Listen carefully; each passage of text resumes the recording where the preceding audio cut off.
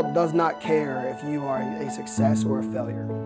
It's going to keep moving. I've had to learn that the hard way. If you get arrested because you experimented and you brought weed to school one time, or your cousin has a gun and you bring a gun, or you're joking around and you're slapboxing with your boy in the hallway, I've seen all of those situations get skewed and then the kid get negatively affected. Some people became ultra successful because they realized that as a teenager that the world really does not care. And here's an example. I was in school and I was working 2 jobs and I still had to take tests. And there was one day in particular that I remember. I was a bartender at night and I had a test at 7 a.m. I left my job and got to work, and I got to take the test. I was still in the same clothes that I bartended in the night before. And I'm falling asleep during the test, and the teacher told me flat out, I don't care that you work at night. You're either gonna pass my test or you're not. And it sounds crazy, but if you got a 3.8 and you got a 3.65, she might get an academic scholarship that in the grand scheme of things is worth $300,000. And you might get nothing. Right.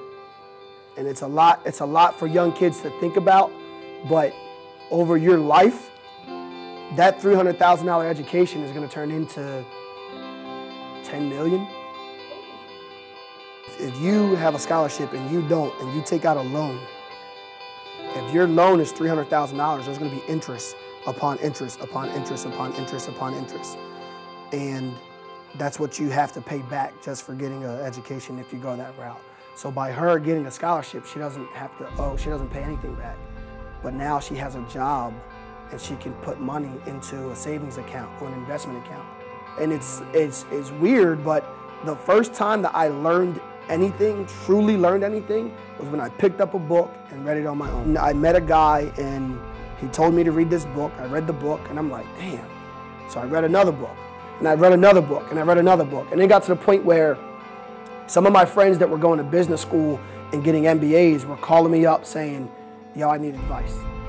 All right, so there was a book that I read. It was called Good to Great. And I don't know if you guys need to read that at 15, 16 years old, but it talks about if I'm going to go into business, then use the things that you're already doing. There's 3 circles.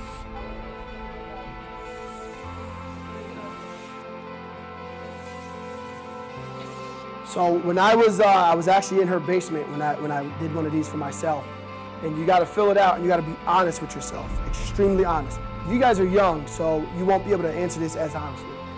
In one circle, you got to write what you're truly, truly passionate about. What is your passion? What do you want to do? What do you spend money on?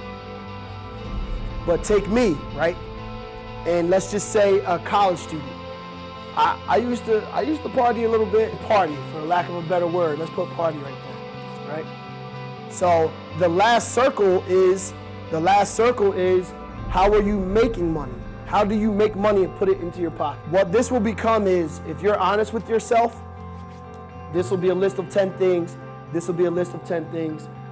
This will be a list of 2 things, really, when you're starting to work. And then this will be a list of 10 things. And the things that are in all 3 circles, you write them in here, and that's what you focus on. Because you're passionate about it, you're willing to learn.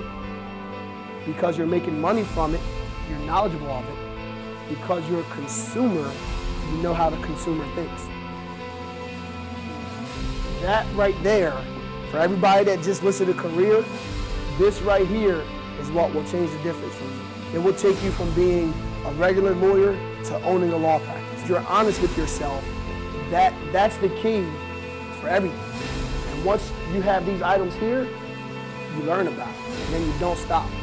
And you learn everything that there is for you to learn. And it may be 10 books, it may be 100 books, it may be 100 hours of learning on your own.